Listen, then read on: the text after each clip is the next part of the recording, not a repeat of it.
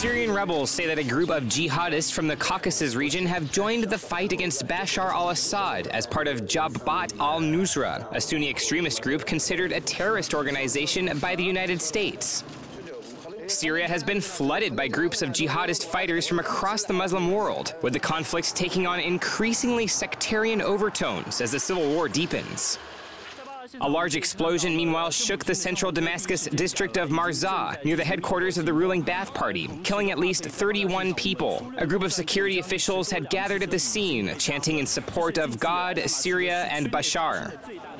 Damascus has so far mostly avoided the large-scale violence that has destroyed other Syrian cities, although deadly car bombings have targeted government buildings in the capital. British Foreign Secretary William Hague, meanwhile, repeated the UK's calls for Assad to leave power during a meeting with top Lebanese leaders in Beirut. My message to President Assad is always, it is time to go. The people of Syria and the people of neighboring countries have experienced enough suffering now. And such destruction, such loss of life, such a threat to the stability of the whole region should not be endured because one person wishes to stay in power. The sectarian conflict has threatened to destabilize the entire region, with violence spilling across the border into Lebanon and threatening to drag Israel into the crisis.